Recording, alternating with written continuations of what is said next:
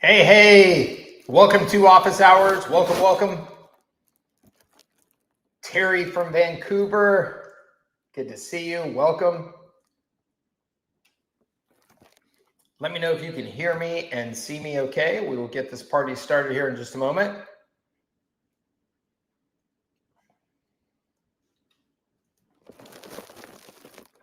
As you may be able to tell, still getting settled in to the new apartment. Still got some boxes back there.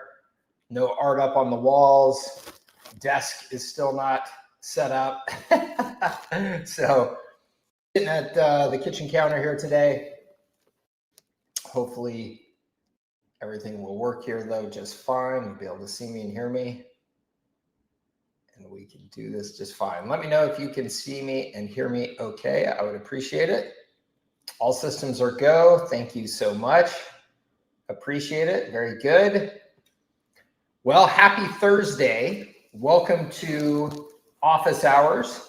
Normally on Fridays, we're doing this today. Thank you very much. We're doing this today because the tomorrow, Friday, is my annual, what I call going to the mountaintop day. It is my annual planning day where I take, sometimes it takes me the whole day. Shoot, sometimes in the past, it's taken me a couple of days.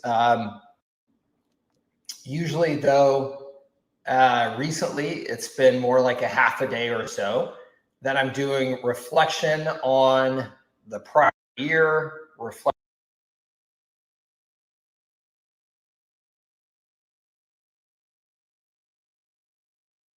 to make any significant changes in my plan, and then developing that plan for the next year.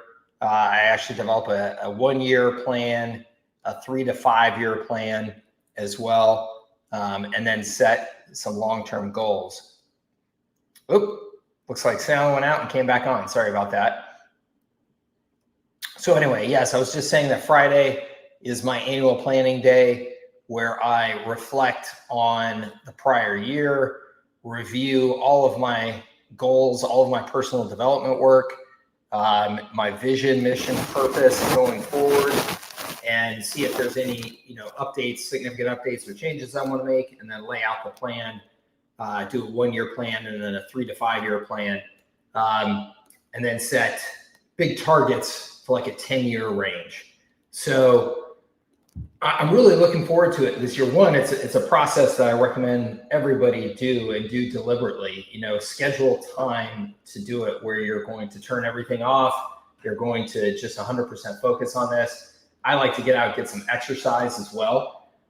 So I usually go someplace where I can get like a hike, get some fresh air, sit down at a coffee shop or something like that, put on my noise canceling headphones, put on my sunglasses, kind of put on the blinders, and then get to work someplace completely outside of my normal environment. I have oftentimes rented places up in the mountains, gone to a cabin for a few days to do it. And it's one of the most valuable exercises I do. And I think you would find it to be so for you as well. So anyway, that is why we're doing office hours today instead of tomorrow. I appreciate your flexibility. If you are new to office hours, this is pure Q&A. It means I don't have any agenda for you other than to try and help out in any way that I can. And so I will field questions in the comments. I'm also going to put in an invite link for anybody who would like to join me on camera. You can do so. So if you have a question that is longer, something that you want to discuss that needs more context, more background, more back and forth, maybe a screen share, then you can use that link so we can have a little bit more of a dialogue like that versus just the chats. Okay, so thank you everybody. I appreciate it. Thank you, Peter. Thank you, Chris. HIPAA, HIPAA. I'll get to that. Cody, Chris, awesome. Very good. All right, welcome everybody. Thank you very much again for letting me know that we're live and we're working. Let me go to the first question here. Chris says, HIPAA. Do I have to purchase Go High Level's add-on if I'm going to be dealing with chiropractors or dentists or anyone in the healthcare field? Yes, Chris, I am not a lawyer. So I will just give it to you from my perspective as an entrepreneur that I would, yes, absolutely get that HIPAA upgrade and just expect that anytime I'm doing anything medical related or anything like that, that's going to be a requirement. So yes, I would go ahead and do that. And then it says, what am I going to be limited to from a services I can offer perspective? Chris, I don't know that there's necessarily anything that you're going to be limited to. I think that as long as you are understanding the requirements of the data protection, data protection that's necessary with HIPAA, then I think there's kind of no limits to the types of services that you could offer. That being said, it's important that you do understand those data requirements and make sure that your service is matching up to those expectations.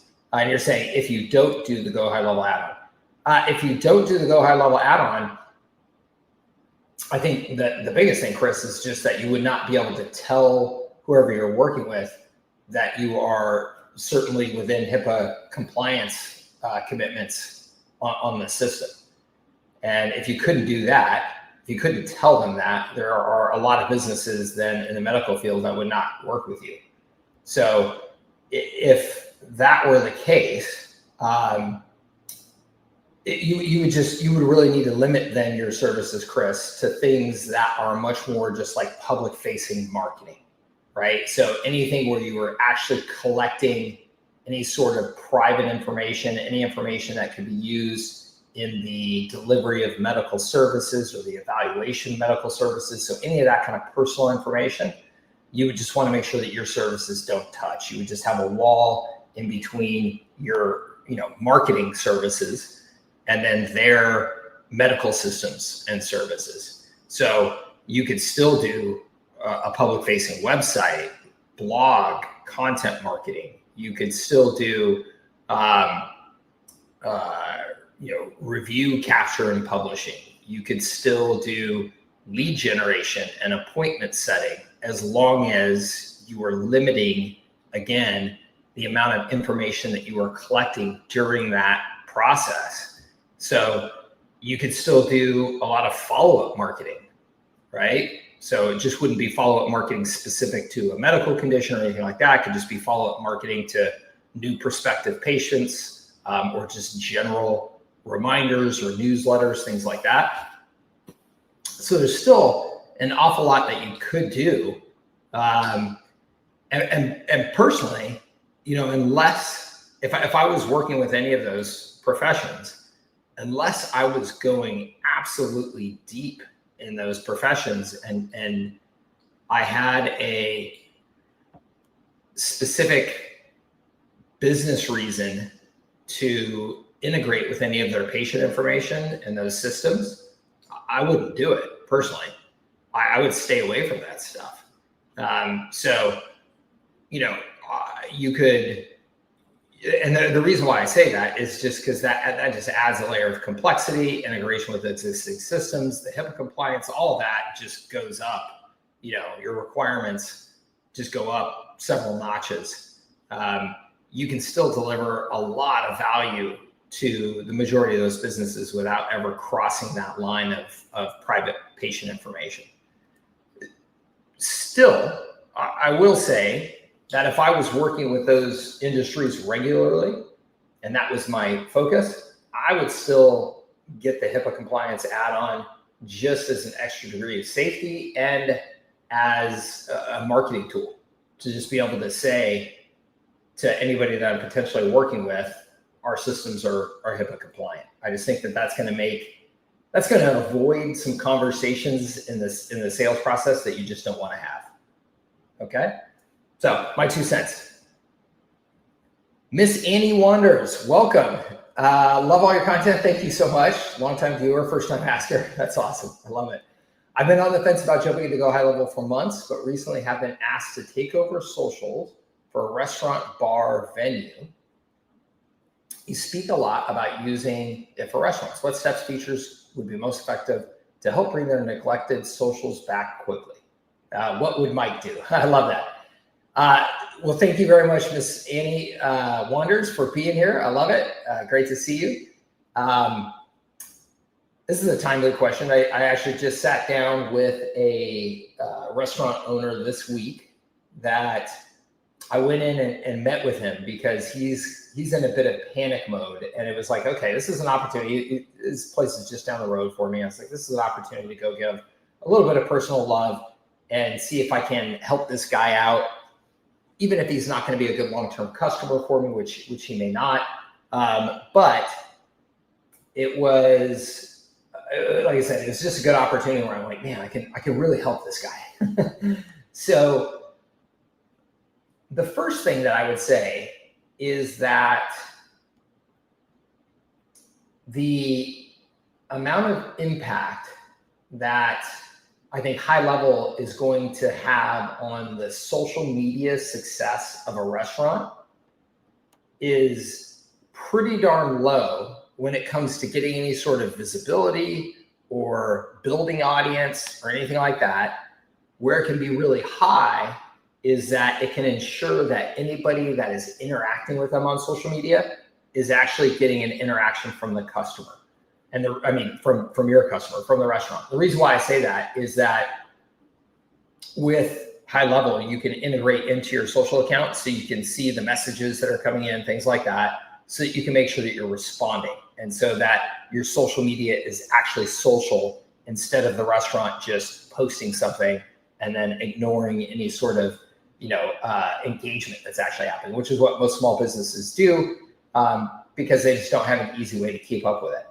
So I stress that because I think it's very important that anything that you're going to do to help them with their social media in terms of getting more audience and really generating new engagement, that's really going to come down to you and how you put in or them, how you or them or a combination of the two put in the grunt work, the dirty work of social media, of good social media. And what I mean by that is that good social media is social. It's actual human beings on there posting content that has been thought through to make sure that it's actually appealing to their audience, that it's going to get the most engagement, and that you're actually engaging with the community.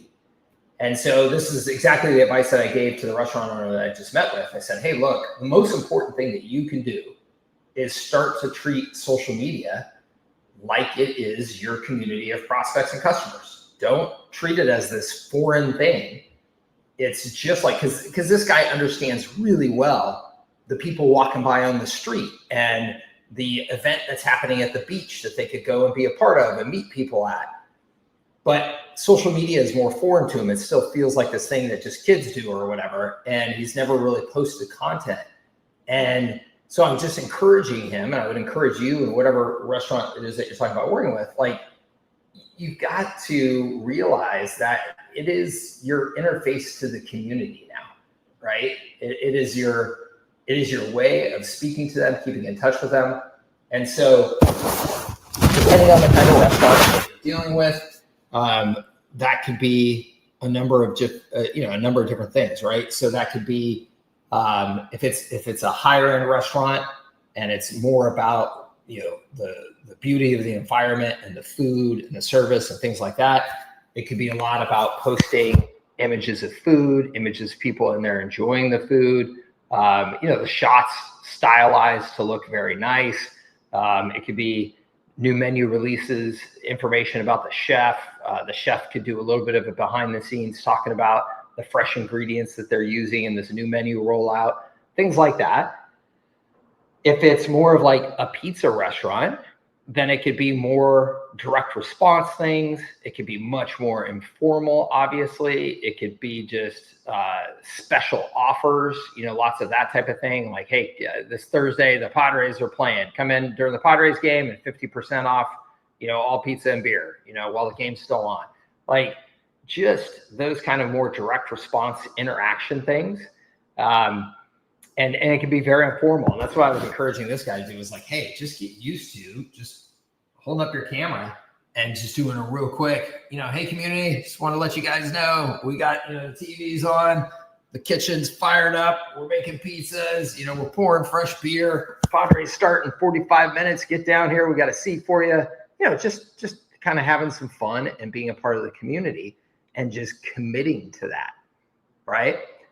Now, I say all that because I just want to also make sure and stress to you, Annie, that if you are thinking about HighLevel just as a tool for social media for this one customer, you're really missing out on the big picture of what HighLevel is, what it can do, and the value that you can add to your customers.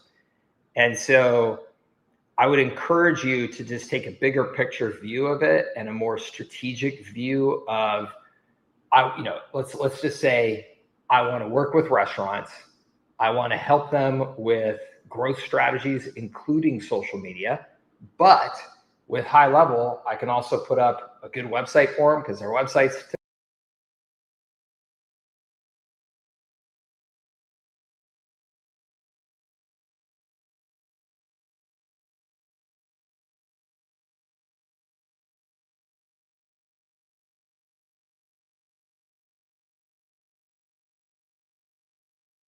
sound is out again. Let's see.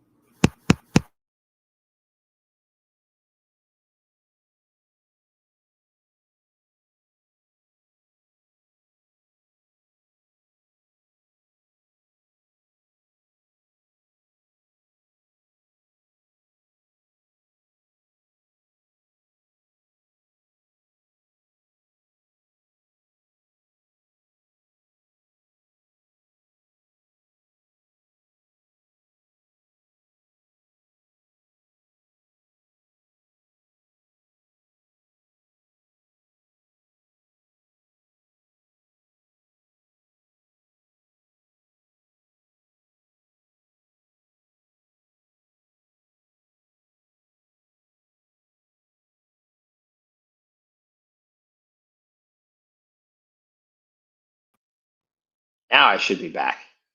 I think so.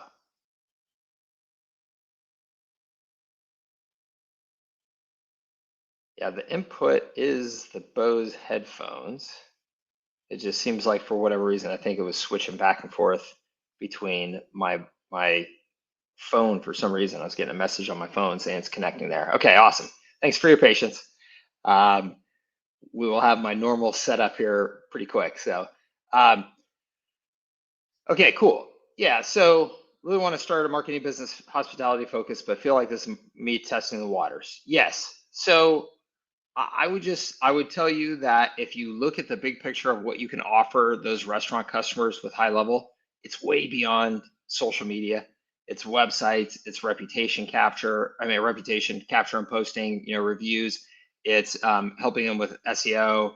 It is helping them to build a list, like an SMS list, so that they can communicate with people, directly and bring them in more easily. It's a lot of things that you can help them with. And most of those services are more scalable and profitable than helping with social media.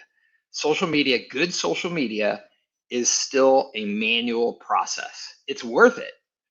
It's worth it. It is a very, very valuable, it's perhaps the most valuable thing that you can do in marketing today if you can do it well. But it is very much a manual process. And so that means it is not going to be as profitable for you. Okay. Sounds exactly like the Stoner as well. They definitely want to focus on getting more people and highlighting music. Yes. Awesome. Yeah. So I think that, the great news is there's almost no end to the ways that you can help most restaurants and really just most small businesses in the United States. The challenge is always, what can you do for them that will be profitable for you and scalable for you as well? okay? Because they will want you to do everything and they'll expect you to do everything. And social media is one of those things that it can expand in scope like crazy. It's very easy for it to happen because it is a manual thing, and the more engagement you get, the better you do, the more time it will take. Again, it can absolutely be worth it, but those businesses are unlikely to pay you enough to make it worth it for you as a service provider. Okay. So when I'm working with restaurants, I'm thinking about websites. I'm thinking about helping them build an SMS list. I'm thinking about showing them how they can have that conversations feature where we can connect all their socials so they can make sure that they're engaging with what's happening on their social media already. I'm helping them build a list using birthday campaigns, loyalty campaigns. I'm showing them how they can set up an automated calendar over the course of a year, where each month or every 2 weeks or whatever you want to do, you're automatically sending out a new promotion that could be themed. Like in January, it's New Year, New You. February, it's a Valentine's Day. March, it's St. Patrick's Day. April, it's spring. You know, like there's just so many things that you can just very easily put together for a restaurant that is just making sure that they're constantly reaching out to their audience and promoting new specials and things like that, that you can add a tremendous amount of value. And everything that I just said right there is pretty much done with just automation. So very profitable. Peter, I see you back there. You ready to come on board? Awesome. How's it going, sir? Hey, I'm good. I'm doing well, Mike. Can you hear me okay? Yeah, thank you. Okay, awesome. So I am one of your affiliates. So I signed up and I upgraded to the SaaS configurator using your affiliate link. Awesome. And I've gone, yeah, of course, my pleasure. I had the privilege of going through your course and all the stuff. So amazing information. I love it. Great. I had 3 quick questions for you today, and hopefully I can give other people a chance to ask their questions. My first question was, I think if I understood correctly in the R6, course, that you're saying that, hey, you should go in there and give everybody all the features in HighLevel and then charge them based on usage. Is that correct? Yes. And when I say give them access to all of the features in HighLevel, that's not quite accurate. I would suggest that you give them all of the features to your marketing system. So in other words, if you're just dealing with pizza shops, like we were just talking to with Annie, they don't need everything in HighLevel. They don't need access to everything in HighLevel. They don't need to understand everything. And gosh, Annie, I didn't even mention using AI for their AI messaging and voice, because Annie and anybody else, most small businesses do not pick up their phones. So setting up AI voice for them is an incredible opportunity. So I didn't even mention that before. But Peter, if I was working with those restaurants, there are certain things, certain capabilities and features related to those capabilities that I would set up into a marketing system for them. I would say, here's our marketing system. We're going to be running a direct response ad all the time. We're going to be running a birthday campaign ad all the time to collect people's information, build our list. We're going to have an option to opt in when anybody's at the register or at your restaurant to opt into your SMS list. We're going to capture reviews and post them. And we're going to set up a marketing calendar that's automated and goes out the door. And we're going to set up AI voice and chat. Those are all the things that we're going to set up for you and do for you as part of our marketing system. That leaves a ton of stuff in HighLevel that they don't need access to, don't need to know about. But for each restaurant that I'm working with, my preference is that I would just set up packages, or hey, you're a small quick service restaurant, no problem. You're getting access to all of that at a lower cost because you're using it less. There's less people using it. As your business grows and the usage grows, then your plan will get upgraded. As you have more employees accessing it, your plan will get upgraded. So that's to me is the ideal way to do it. And the reason why it's the ideal way to do it, there's a number of them, but one, you're giving them everything that they need. So you don't have to sit there and try and sell them on, well, if you'd really like the stuff that's going to help your business, you got to pay me more. It's not a great position to be in with your prospects. It's much better position to be able to say, hey, here's all the stuff that you need. And then it just simplifies the heck out of your service delivery, your management of your customers, your management of your billing, all that type of stuff just gets dramatically simplified and more scalable. So that is my approach. Yes. Yeah, no, that makes a lot of sense, Mike. So one of the things I want to pick up on just that you mentioned is a direct response campaign. Yeah. So I definitely, like to do ads and stuff. So I wanted to ask about what are your recommendations regarding using like services that are like go into HighLevel? Like I think UpHex is one of them, and then Play is the other one, PLAI. What are your thoughts on doing that? I'm not familiar with that second one. UpHex I think is fantastic. I think they've done a really, really good job. And if I were managing ad campaigns at scale for small businesses using their ad accounts, I would absolutely, my expectation is that I would use UpHex for sure. Okay. And what does that fit into your model that you do, like, being like a service provider, what you call a systems provider, I think it is, would offering something like that, like doing advertising on behalf of a client fit into that model?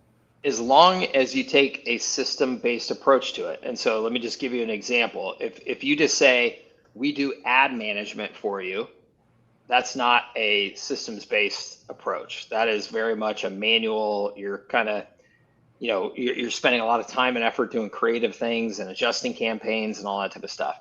If you say that part of our marketing system is to build a list of prospects near your restaurant where you've captured their birthday and you can automatically market to them during their birthday month to make sure that they're coming back in, that's a very, very easy automated campaign to set up in Facebook and just have it run throughout the year just completely hands off pretty much. So that type of thing can be done as a part of your marketing system in a really profitable, systematic, automated way. And there's other examples of campaigns that you could run like that are similar. So that approach, yes, if it's ad management where you pay us $2,000 a month and we manage your ad campaigns, it's a terrible model. Yeah, I saw that. That's in the course that you're against that kind of model. I guess like things that would fall, like maybe like creating a landing page or creating the ad creative or creating, the text for like, the kind of offer. Would that be then on the business for them to come up with that? Or would that be on me as that would absolutely be just a part of your system. It is on you as the service provider to say, here's a best practice approach.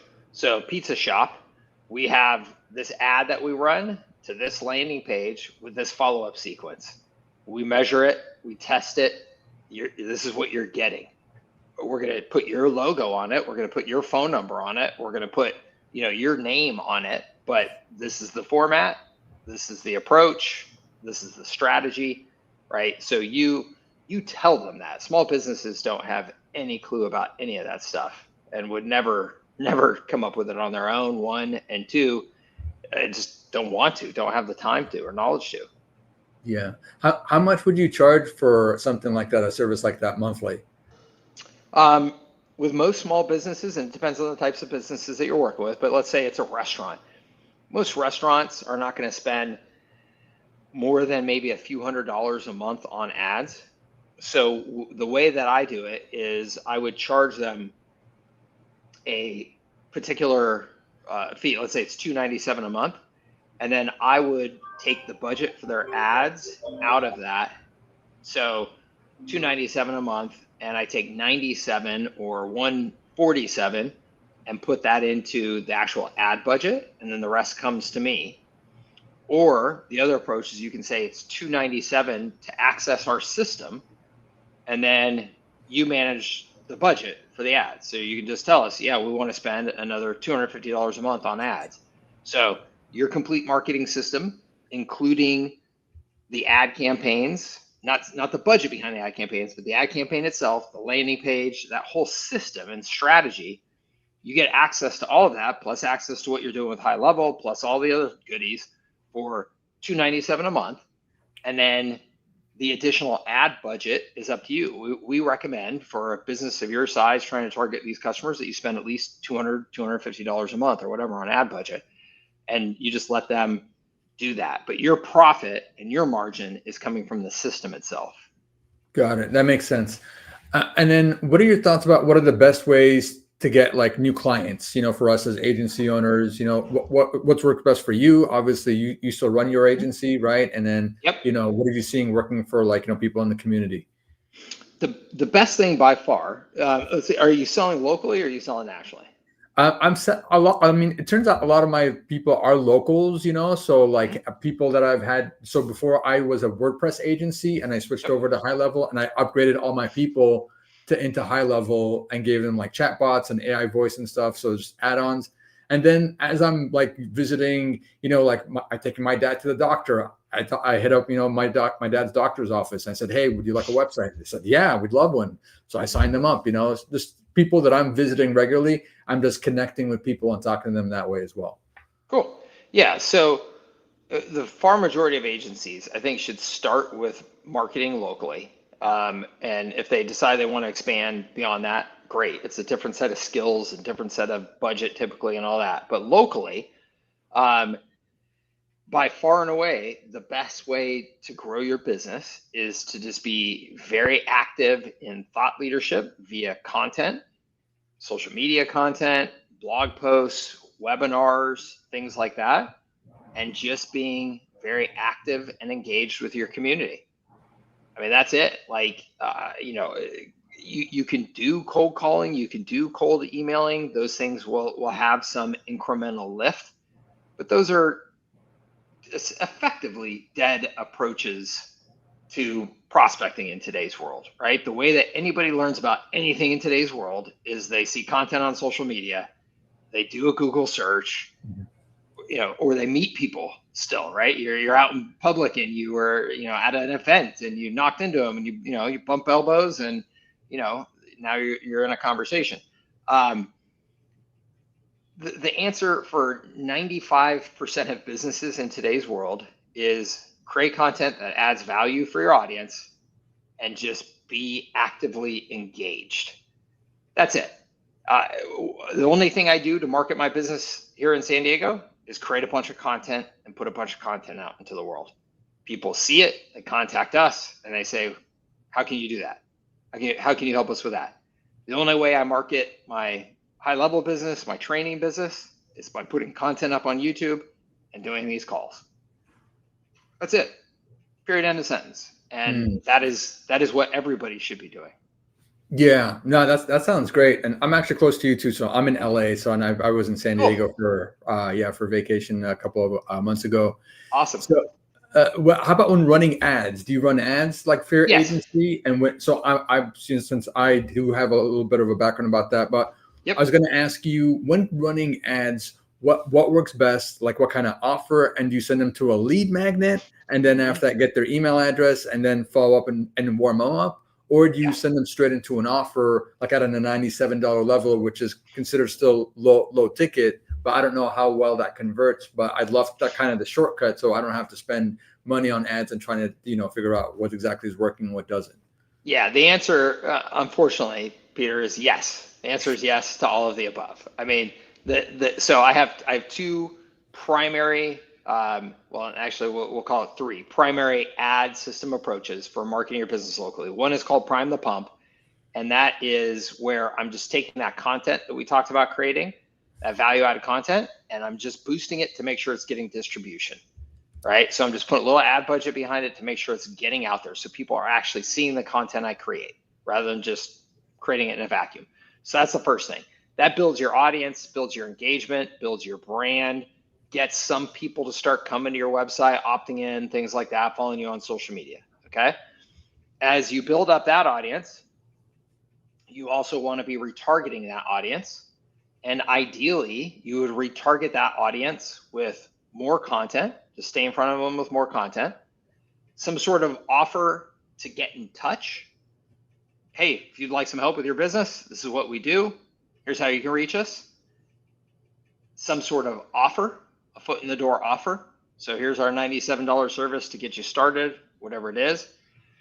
And then ideally in that content mix, we talk about the 4 stories. So just making sure that you're connecting with people on the, what's the history of your business? Why did you start it? Kind of that founding story. What's your purpose? Who is it that you serve? Some sort of client testimonial, some sort of proof, right? So you just have a mix of that stuff going. I know that may sound like a lot. In my program, I have templates for all of that to help you just try and put it together more quickly and get it out the door. Once it's set up, it's almost set it and forget it. Those two things, prime the pump, and then that retargeting, I call it, the remarketing blitzkrieg. Those are pretty much just set it and forget it. Very, very minor tweaks to them. Then the third system would be more of a direct response. So if you said, hey, Mike, I know how to do ads and I want to spend $1,000 a month doing direct response ads, trying to get, as you know, that takes a little more management. It takes a little bit more testing, things like that. But yes, ads directly to foot in the door offers, ads to some sort of lead magnet, whether that's a download or a webinar or training that you're going to do, things like that. And then you can do some sort of offer to just get in touch, but that's typically, for a cold audience, that's going to get a pretty weak response versus if you just keep that more for your retargeting campaigns. Yeah. So, but yes, absolutely. If you can put ad budget behind what you're doing, ad budget is just going to accelerate everything for sure. All right. Sounds good, Mike. That's all that I had. Thank you so much for your time. Awesome. You bet. Thank you, Peter. I hope that helps, and I look forward to seeing you on a future call. All right. Me too. All right. Take care. Alvin, my man. First of all, I have not forgotten about you. I have you on my to-do list. I give you a pass. I know you unpacking. Boxes up front. I am, man. I have just gotten to the point as of last night. Well, you can see a box in the background there, but actually in the background, let's see how many boxes do I actually have. You can see, still got those. And then over in the other direction, I've still got a number of them.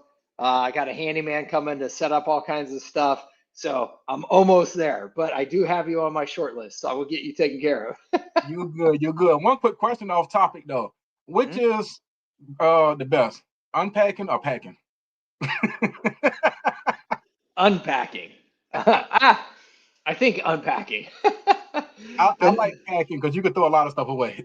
Well, so that's what I was just going to say is I really did enjoy getting rid of a lot of stuff when I was packing. But what's interesting, so this place that I'm moving into is a lot more, it's a nicer place.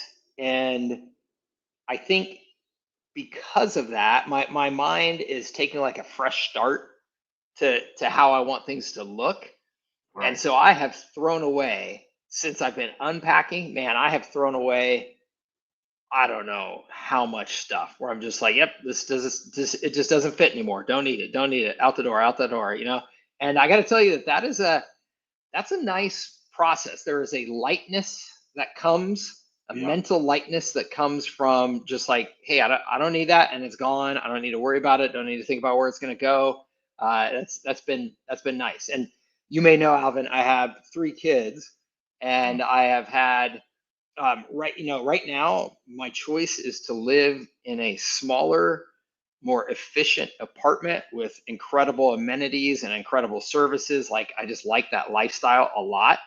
Right. I used to have a huge, I've had a couple big homes in the past, the 5,000 square feet and the basements and the yards and all that stuff. You collect a lot of stuff when you have a house. Yeah. When you have a house that big, it's like the volume of things that just get piled up in there that you're just like, oh, there's room for it over in that corner. So I can just put it over there, It's unbelievable. So it's been an interesting process to clean out of it. Right.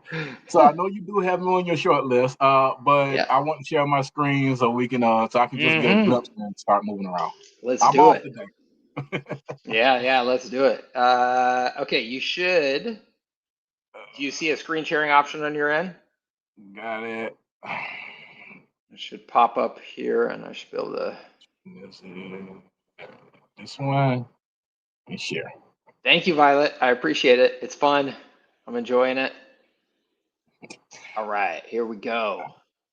Oh, look at those good-looking guys. There you go. Now you just need to show something else. All right. You see the workflow now? No, I'm still seeing your screen, your live stream screen. Okay.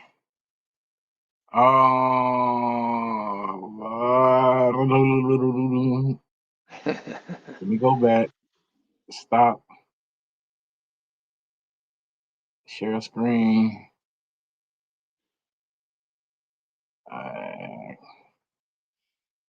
There we go.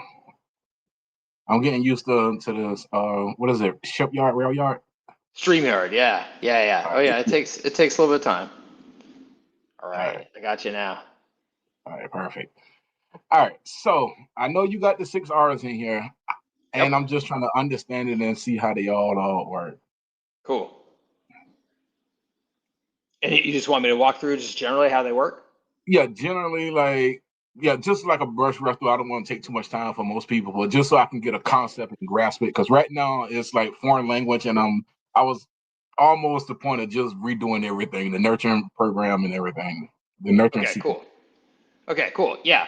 So most important thing to understand is that what we're doing with those R's and what we're doing with the 5F, you can see that 5F workflow is we're just trying to take a systematic approach to our marketing and a systematic approach to the way that we are structuring workflows and campaigns in here so that those workflows and campaigns match up to our marketing approach and we can easily find them and identify them. Right? Because if you've just got a whole bunch of stuff in here and you haven't followed an approach, you don't have a naming convention, things like that, you will be, it will become a disaster, especially if you're trying to manage this for a bunch of customers. It will become a disaster. You will not know, hey, when I'm looking at that campaign, is it for this or is it for that? And should I jump in there to go in and edit it when I'm trying to make a change or not? I don't know, because I don't know if it's this one or that way. You're going to spend so much time just like hunting around trying to find things. So in the program, and this is for you, but this is for anybody else listening, we have an approach to how we name each stage of our marketing, and also then how we name it inside of our workflows and our campaigns so that things match up to try and make it easier to find things and understand what they're all about. Okay, so let's just go through those top 2 real quick. You can see reach. Okay, so that's essentially the first stage of our marketing, is that we are trying to reach an audience, right? That's the first thing we've got to do. In order to get somebody's attention, we have to reach them. Okay, so you can see reach and then the suspect.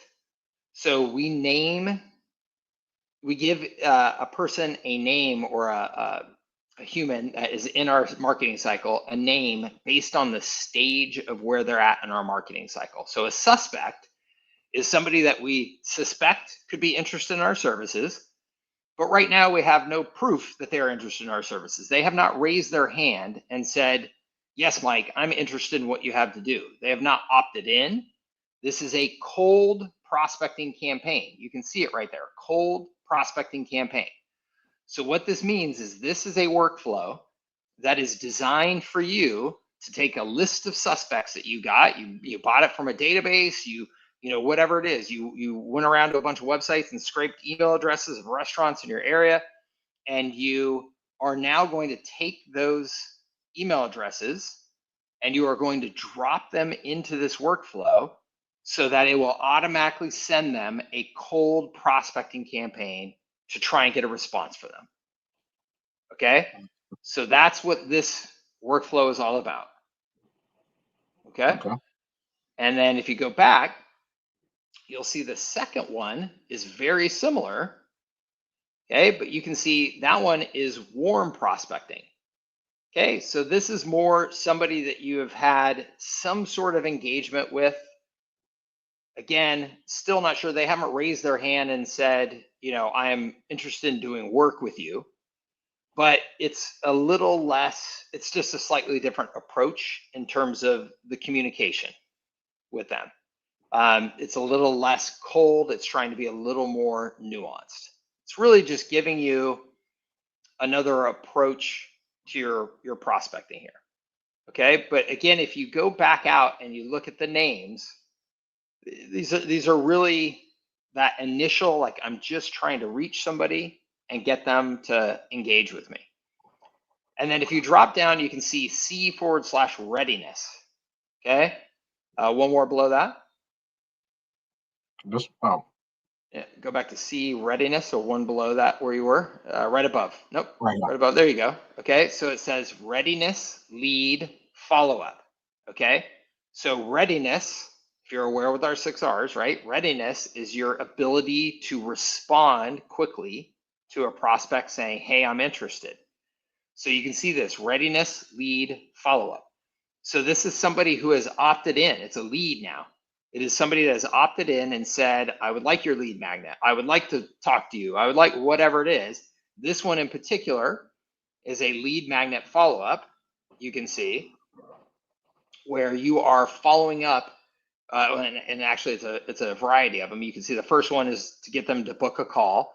Second one is to get them to purchase some sort of special offer. Third one is to visit some sort of location, retail. So if you're a pizza shop and you want them to come in. Next one is to visit a location, but it's a service-based business. It's like differences in communication and approach and maybe how you're booking them. And then some sort of missed call, text back, right? So somebody is calling your number and you weren't able to pick up, but you want to get in touch with them. And then there's a text for a VIP offer. So we're giving you a variety of different workflows and then campaigns to match those workflows that are designed to help you with your readiness or to help your clients with their readiness, to make sure that you are following up with your opportunities as quickly as possible. And we've given you a variety of scenarios just so you're not starting from scratch. So if you said, hey, I'm working with a pizza shop, Mike, okay, we'll go to visit location retail. If you said, no, I'm working with a consultant and the first step is they want to book somebody on a call, okay, well then use that top one, lead magnet to book a call, right? So that's the readiness and responsiveness to a lead in a variety of different formats. Okay, does that make sense? No, there's a lot of clarity now. Cool. And then it just kind of continues that way. So remarketing, right? So this is us. We want to keep in touch with people. That's what remarketing is. So these are campaigns to keep in touch with people who are on your list and continue to communicate with them. You've got reliability, some sort of customer onboarding survey, customer follow through, activation. So it just keeps going. Reselling right there is making new offers and trying to resell our customers, bring them back, upsell them, things like that. And we've got a handful of different of approaches there. Okay, so you can take these. You don't have to take all of them, but let's say that you were working with a customer, and let's say that customer was a quick service restaurant. Well, a quick service restaurant, you would definitely want like missed call text back because they're going to miss a lot of calls. You're going to want some sort of monthly promos because it's a quick service restaurant. You're just going to want to make sure that you're sending out, hey, burritos are 10% off today, you know, whatever it is. Some sort of reactivation. We haven't seen you in the restaurant in a while. We'd love to have you back in. Here's a 25% off coupon. Habit former is a similar thing. The birthday campaign that I mentioned earlier on the call, those are all great things for quick service restaurants. What you wouldn't need for a quick service restaurant, you wouldn't need an onboarding survey. You wouldn't need an activation approach. You wouldn't need appointment booking, right? Because that's not what quick service restaurants do. So if you were doing this for your customers, you would go through and you'd say, okay, quick service restaurant, I'm going to take these 3, boom, boom, boom, put them into their account, customize them for their business. Now they've got these 3 automated workflows and campaigns happening for them just like that. Your sound. My sound go away again? Yeah, it's just back now. Okay, cool. Yeah, so I mean, you take those workflows and campaigns and just set them up for yourself or set them up for a customer, and you know you're off to the races. All right, so perfect. Like I do HVAC, so when I get my first client, I will go through here, find which of the 6 R's that's more related to their business, and then just apply it to a snapshot and import it over to the service. Yeah, so I would flip that approach. Before you go get your first customer, what I would do today is I would go through and I would determine which of these are the best workflows and campaigns that every HVAC company should be working to. And then I would package that up and call it Alvin's HVAC marketing system. And then I would go to that customer and I would say, we have a marketing system that is designed for your industry to make sure that you are growing, to make sure that you're following up with your opportunities, and to make sure that you are maximizing resale and customer loyalty throughout the entire customer lifecycle. And here's how we do that. We have these 7 campaigns that we've designed, all with automation workflows, taking advantage of AI, yada, yada, to make sure that from start to finish, we've got a systematic way of attracting new people, following up with those people, upselling those people, and capturing positive reviews for your business. So every HVAC company is essentially the same. There are some HVAC companies that out of those 7 things that you came up with, maybe they're already doing one of them really well. And so you say, hey, you guys are already doing great with capturing reviews. That's fantastic. But what you're missing is these other 6 opportunities. And so we're going to make sure and execute on those other 6 opportunities for you with our system. So, but you want to take that to them. You want to be proactive. You don't want to sign somebody up and they go, I wonder what I could do for them.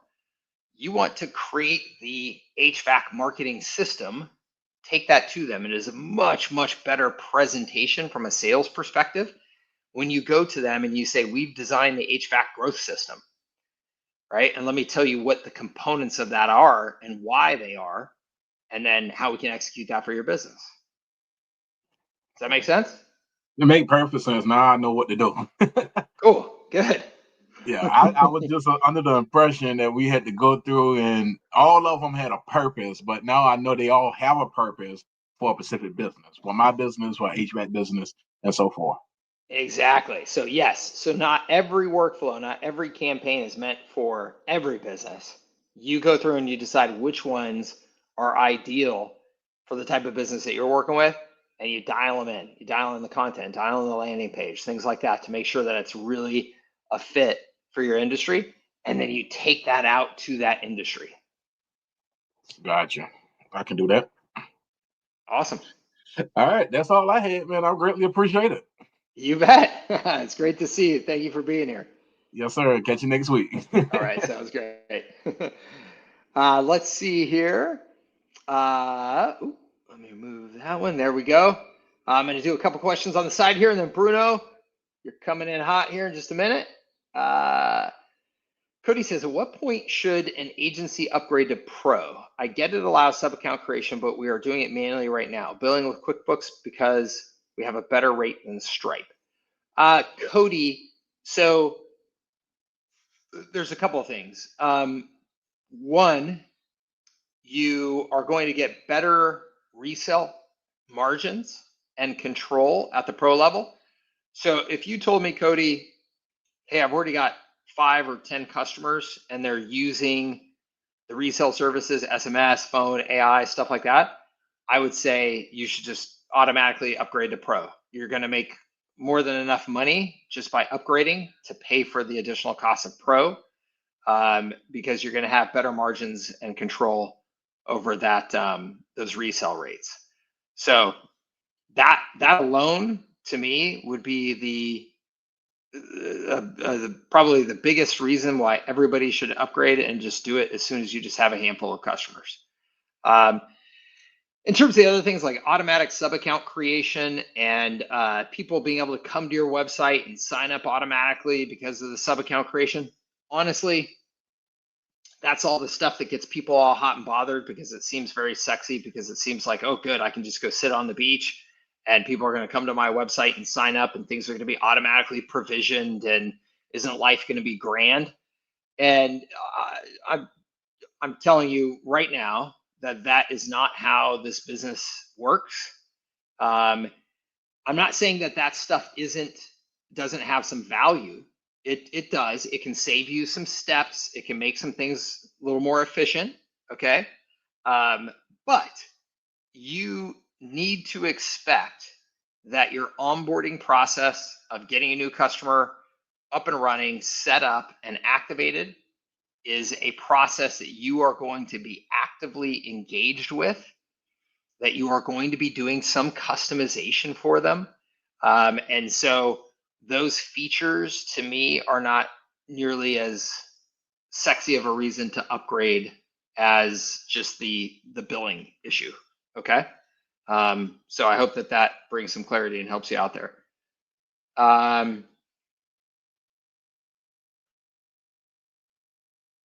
Yes. So I guess does that. It does that, but as you just heard, I'm not selling you on that feature. Yes, exactly. Yeah, Cody, you're absolutely right. Almost no small business is going to want access to just HighLevel and just jump in there on their own and do anything. They're going to need you to help them deliver the value of HighLevel.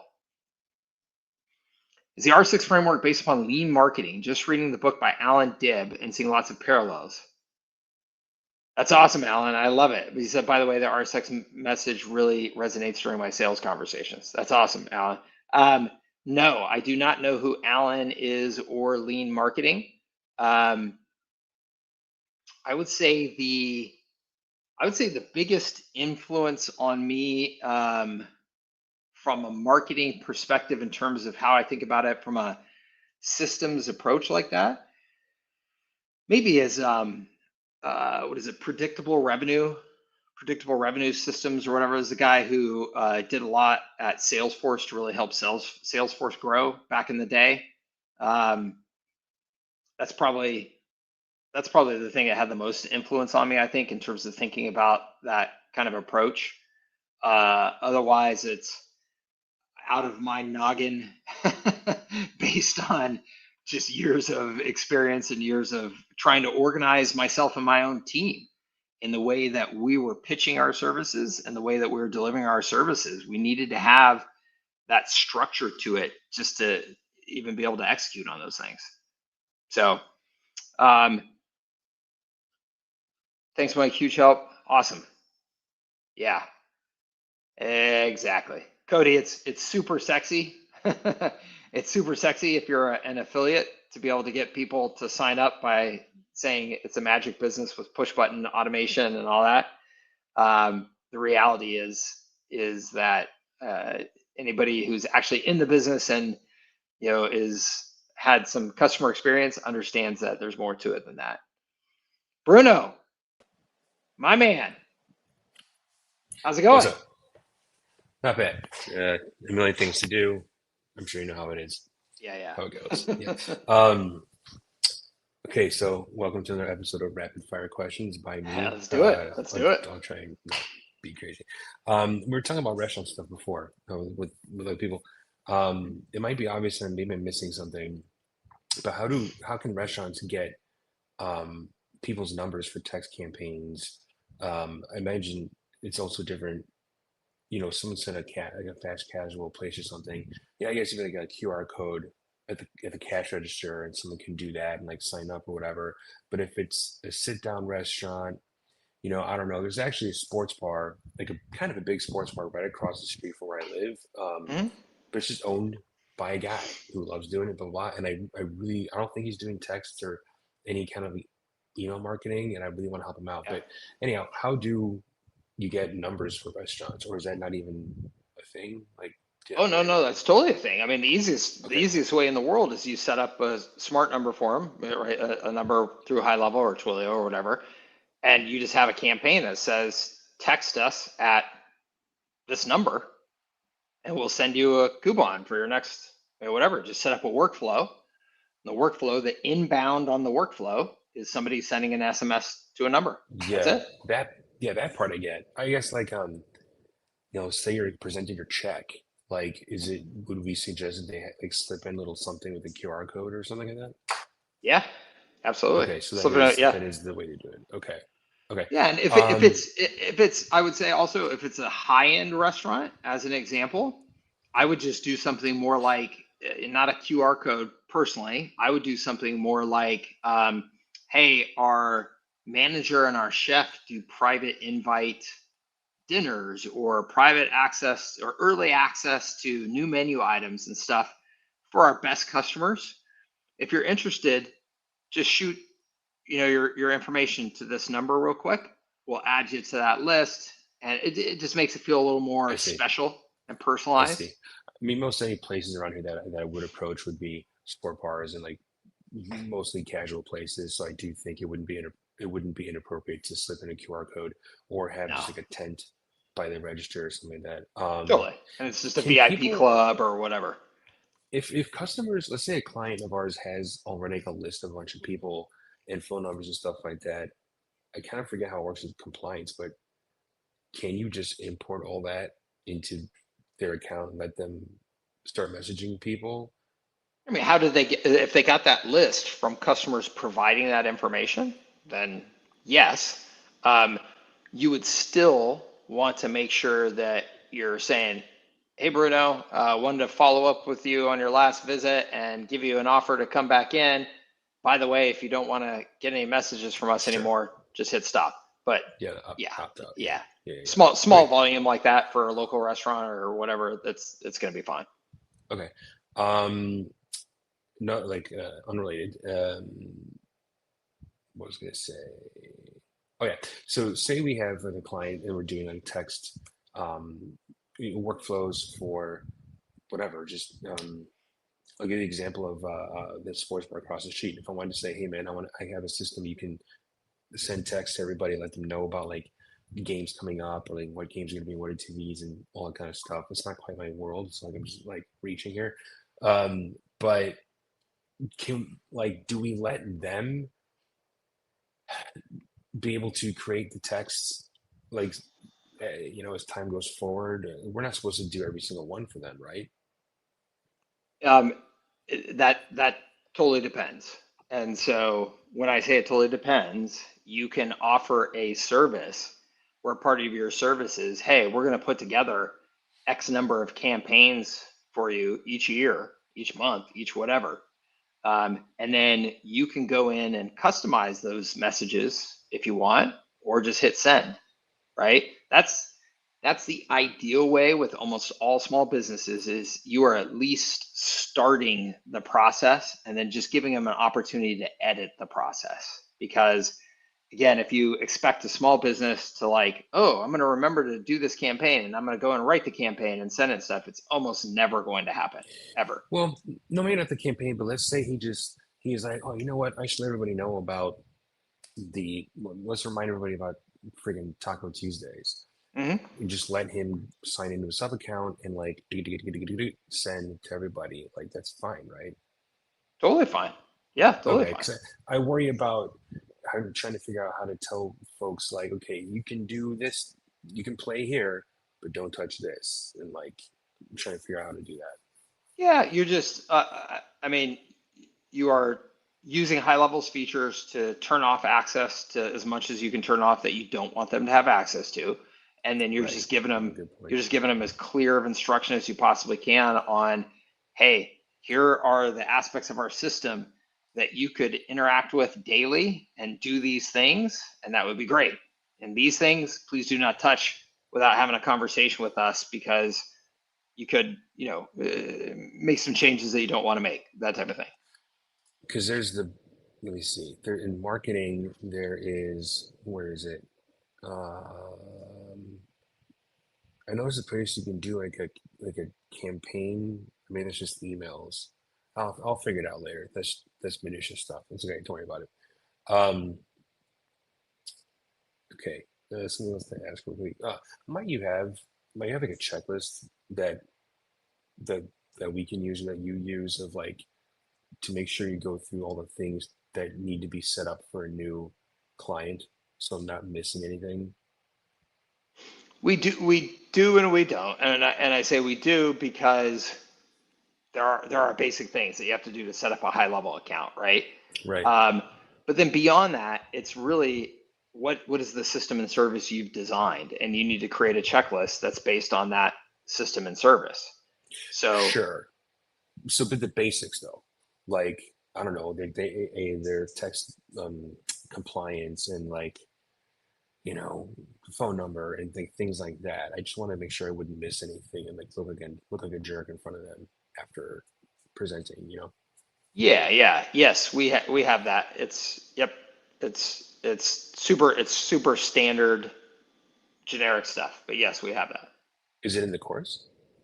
It is in the course trying to think of exactly where we've got it right now. Hold on, let me shoot a message to my team. I know it's That would be amazing to in. have something back. Cause I don't would it'd just be really easy and like also help like, you know, figure out like how much time would it take to set up a new account and learn all those kind of things. Those little metrics, shall we say.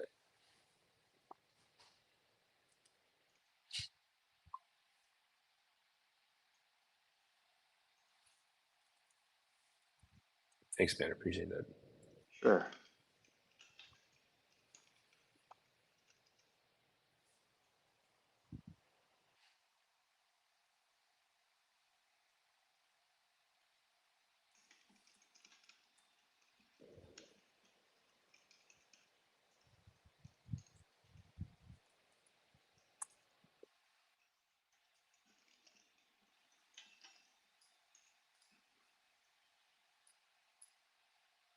We'll post that in the community Awesome. when he gets back to me. Yeah. Cool. Oh, and Twin State Agency says, Mike, here's the link. So he may be pasting something for us right away. We'll see here. Yay, community. How great. Yeah. Okay, cool. All right, just a handful of quick other ones. So when we're getting started, would it suffice to have like a ticket system for support rather than immediately getting a 24/7 online VA, something like that? Oh gosh, I would absolutely not get a 24/7 online VA. Yes, just get a ticketing system. Yeah, I mean, I don't have a 24/7 online VA. Yeah. I No, thought you did. No way. Oh, I misunderstood you because like when I first came No. on a call like a couple months ago, I was like, at what point does it make sense to get like a VA for support or whatever? And you were like right away. Like, Oh, no. Hold on. We're talking about different things. One, it doesn't need to be somebody 24/7, and two, it should be somebody based on how much you actually need them, with zero expectation that somebody has to be available right away. I mean, there's almost nothing in this business. One of the things that everybody should appreciate about this business, and you should make sure and keep control over with your customers, there's really almost no emergencies. Nobody's going to die because your service isn't doing exactly what it's supposed to this second, right? There's no brain surgery happening here. So you have to control expectations around response time. So I highly recommend, like, Help Scout is fantastic. It's just an email based Help Scout? Yeah, email based ticketing system. That's what we use. So you just tell somebody to send an email to help@servicesatscale.com. Based on that email, it just automatically opens up a ticket in the system, and everything's just email based. So your team just responds, or you just respond to the email, and it manages it as a ticket though. But your expectation, you should tell them your expectation on that stuff is whatever, 24 to 48 hour response time. You should tell them that you have an office hours call every week, so that if they need something, they can go and hop on the office hours call. The VA that I'm referring to can help with that stuff, but the primary reason for that VA initially is to help you with actual service delivery. So you sign up a new account and you want somebody to go through and do the basics of just setting up the account. That was my second to last question. Okay. Yeah, it's that type of stuff. Okay. Because the white label agency that I was on, before for the past 2 years, I will say they do pay for 24/7 support, which is nice. But they have a ton more, like a lot of users, and they really are kind of just doing the SaaS thing. There's a little bit of an onboarding, but not much to show like how things work or whatever. But okay, this actually helps clarify big time. Okay, so VAs for account setup, onboarding, What else do you like using them for? VAs, everything that you possibly can at some point. So anything that you can turn into a systematic process, which is most things at your business, you should end up having VAs do. I mean, VAs do literally everything at my business other than me hopping on this call and me creating content of me. Like everything else is run by somebody else. Wow. I mean, when I take this, when this call is done, the video gets posted up on YouTube, gets edited, the transcript gets posted, the summary of it gets sent as an email. That's all by somebody else. Everything for my media business locally, content creation, content posting, content editing, newsletter creation, everything other than the final edits of stuff is done by somebody else. I mean, everything related to support, everything related to billing, everything is done by somebody else. So you should have everything done by somebody else. Okay. Sure. Other than the things where you add absolutely the most value as a founder of the company, which is generally marketing, and then high scale customer interaction. Those things are things that as a founder, you're going to get exponential value from you doing them, most likely. At some point, you can hire somebody to do even those things, but that's much harder. It takes a different level of talent and commitment and stuff like that. And that's why a founder is a founder, and that's what kind of makes them special. You're making it sound like the list of things that we're supposed to do is in fact the shorter list than what you would outsource to a VA. Of course, if you just think about it like managing your home, should you be, if you're making 500 grand a year, should you be mowing your lawn? Right. Only if you really love mowing your lawn and it's a stress relief for you and you personally get good value out of it. Otherwise, should you hire somebody to mow your lawn? Absolutely. But did you do that immediately at the start? I'm sure, I would imagine like the first 10, 20 clients you handle stuff as you're figuring things out, or no? It totally depends. My approach has always been, and I think will always continue to be, to hire people before I'm sure I need them, and to use that freed up capacity so that I can just focus on sales and marketing. I mean, my first year in building my IT services business that I built up and sold, I hired my head of IT, I hired a head of sales, and I hired an admin, and I didn't have one penny of revenue coming in. And I had them all in an expensive office in Boston. So literally all I could do was cold call and do marketing all day, every day. That's a gamble. And so if you're going to do that, you better hustle your ass off or you're going to go broke. So you determine where you are on that risk tolerance perspective. There's no right or wrong. It's knowing yourself, knowing your resources, knowing what you're good at, knowing your level of commitment. Like all of that needs to determine the answer to that question. And a while ago, you mentioned onlinejobs.ph. Is that your go-to resource? Are there others you might recommend? Upwork and onlinejobs.ph are the two. I use specifically for people that are at below high level, know what they're doing. I would expect so at this point. I mean, HighLevel is huge at this point. So I think you're going to find somebody who knows how to work with HighLevel anywhere. I mean, wow. Okay. HighLevel is now the biggest marketing platform on the planet in terms of businesses using it. So there's I may not be realizing how much it's growing. Okay. Oh yeah, there's a huge industry of experts out there.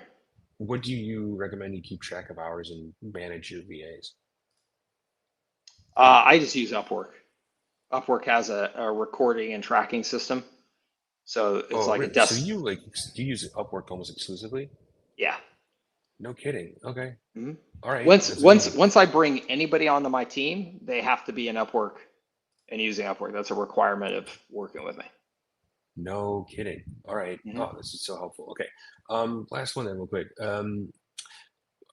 What would you suggest? Like, how would it look like if I wanted to add a coaching aspect to any of my packages, or perhaps as an add-on?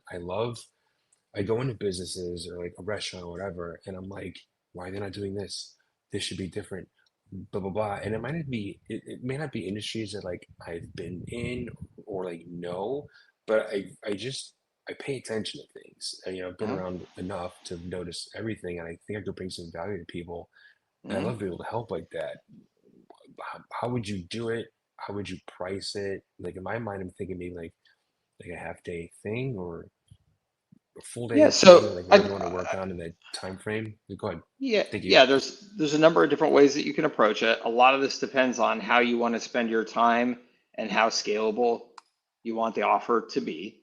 So, in other words, if you're going to do one-on-one stuff with customers, it's not very scalable, but it's high touch. It could be fun for you. You could charge Yeah, more, things like that. yeah, Um, yeah. so, in my IT business, I had essentially chief technology officers. That was a role, but it was also a product. And so I would hire senior IT people that could actually guide a business on their IT strategy. And and then I created a package out of them. So let's say I had to pay that person $10,000 a month. I created a package that was anywhere between $4.99 and $9.99, and I would sell that to my customers. So if you would like a meeting with the chief technology officer weekly, that's a $9.99 package. You get a half an hour call with them every week, and they're going to put together an IT plan for you, a strategy for your business, and they're going to work with a point of contact at your business every single week to make sure that your business is on track with your plan, answer any questions, address Hmm. any larger scale challenges that you're having with using technology at your organization. If you're a Mm. smaller business and you don't need access to somebody every week, but you'd like access to somebody every quarter, then that's a $299 a month package, right? So now I could sell that $10,000 person for, let's say, $25,000 a month total in terms of the number of people that are accessing and paying for one of these packages. But this is booking up their time. They're booked on the calendar doing calls all day, every day, right? So if you don't want that as a business owner, then what I would suggest is you put together more of like a group coaching program. And in order to do that effectively, you really need to have a systematic approach to how you approach marketing for your customers, as well as what you're going to do in that coaching program. And so what I mean by that is you should either follow my R6 or have your version of an R6 where when people come into your coaching program and they get on these coaching calls, they have all been well versed in, hey, here's our approach to marketing. And then you can then in the calls address a specific aspect of that approach for the people that are on those calls in a group format. So today we're going to talk about readiness, and I'm going to highlight some of the most important fundamentals of readiness at your business and how you can execute on those and up level those at your business I and see what how you're our saying. system supports that. And Yeah, then you open it up to questions after that so they can get a little more tailored, responses from you as well on an yeah, individual basis. yeah. And I think, and when I realized when I said coaching, it sounds like actually what you're doing. And I was thinking of it. So, as an example, I have a friend, um, a good friend back in Chicago who's a graphic designer, and she Mhm. came up with something a couple of years ago where it was like, you know, $1,500 for a day. You get me for 8 hours. I'm going to come over. We're going to sit down and whatever we can do in those 8 hours, whatever you want to talk about, whatever you want to work on, whatever you want Mhm. me to work on, whatever is what we do. And then like, that's it. And it kind of keeps it Mhm. simple. Mhm. Um, and I think that might be kind of what it would be wanting to do, or at least to get started, you know? Yeah, I've done. Um, I used to do growth strategy days at my business. It was 5,000 yeah, bucks. It was 5,000 bucks. You could come into my office, and we'll be there for the day. I'm going to take you through a growth strategy process that I've developed, my frameworks that I've developed, and then I'm going to tailor that to you and any questions that you have and stuff like that. So I used to do that, and those can be fun and rewarding. And 5,000 bucks for a day wasn't the worst thing in the world, but it yeah. also was a distraction, which is why I stopped doing them, Mm, because I can make much more than $5,000 if I focus on just growing my business. So, you know, it's up to you to decide, you know, how you want to spend your time. And there's no right or wrong. It's just making sure that the model that you're offering matches up to what it is that you want to be doing with your business and your time. Okay. And super quick, going back to the VA stuff. So like with online like support tickets, let's say, how do they bill? Like how is it get charged? Like just for the time they spent on like a single support ticket, or how does that work? Who are you talking about? The VA? How do they Like, bill you? yeah. You just be hourly, or you just pay them a flat rate. Just sign them up for the month and say, hey, it's $1,500 a month, and you're responsible for all of our support tickets. You know, however you want to do it. Okay. Cool. I'll think of this some more. And we're doing this next week? Yep. Probably. Cool. Every Thank you very week. much. Always Of course, appreciate the man. insight, man. Getting closer and Yeah. closer to like having a minimally viable product. So Awesome. really I love appreciate it. I Thank love it. you. Good to see you. Good questions. Thanks, bro. Thanks, man. All See you right, later. man. Let's see. Darren says, I post on Moguls about negotiating setup fees with a customer. We've been going back and forth on email. I offered him to pay over 5 months. At this point, I think of just dropping it. What are my thoughts? Yes.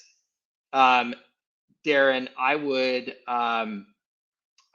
personally, I would just give them a final offer and just be ready to just walk away. Sounds like they are broke. And you know, that's never a fun customer. So, but Darren, going back to the way that I have taught you to structure your pricing and the way that you're offering to pay. So if you recall, if we pitch our upfront setup fee and we promote our monthly services, and somebody says, hey, what can we do about that setup fee? I say, look, I understand if you would like to make a 1-year commitment to our services, we're happy to finance that out, you know, so we can just kind of bake it into a monthly payment. So we're going to finance that over 12 months.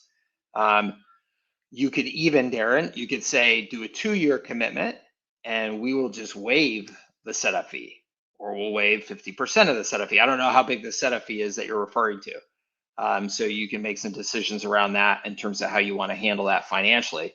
But those are 2 ways to get a win out of this, right? You always, if you're negotiating, you always want to get a win out of it too. You always want to keep things in balance. So if you say, yeah, we can waive the setup fee, that needs to come from them making a bigger commitment, right? You could say we could discount the setup fee. That comes from a bigger commitment, right? So it's all good as long as it's equitable and it's an arrangement that's fair for you. But I would get out of the back and forth. I would just present, here are our 2 options. If one of those is a fit for you, we'd love to help. If not, totally understand, and we hope to do business with you in the future. That'd be it. Okay. All right. I don't see any other questions. We're almost at an hour and a half, so I'm going to have to jump off here in a few minutes anyway. But if anybody's got a last minute question they want to fire in, please do. Otherwise, have a great rest of your week. As I said, tomorrow I will be on the mountaintop. This time just figuratively, not literally. I'm going to go down to the beach actually. I'll probably get a little hike in near the beach though. We've got great canyons, canyon hikes that are right next to the beach, which is pretty cool here in San Diego. You would think you're in Utah in like a slot canyon, but you're literally, you know, a quarter of a mile from the beach. It's really cool.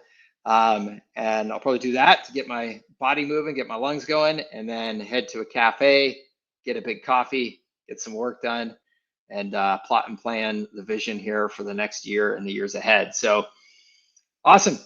Thank you, everybody. Thank you, Violet. Thank you. I appreciate it. Thank you very much. Everybody have a fantastic rest of your day and week. Thank you for joining me here. Thank you for being a customer and a part of my community. I always appreciate it. And I look forward to seeing you on our next call. Also, we're just 2 weeks away from the HighLevel Summit. So anybody that's going to be there, I would love to connect with you in person, shake your hand, say hello. And we will be doing our wrap-up mastermind at the end of the main portion of the event. So in other words, there is a bonus day at the end. We will do our wrap-up mastermind at the end of the core of the program. So not at the end of that bonus day, okay? So if you are going to be there in Dallas, please make sure and say hi, and please join us at the wrap-up mastermind. I will send out details and post details about where that's going to be the week of the actual event. Okay? Take care, everybody. We'll talk to you real soon. Bye-bye.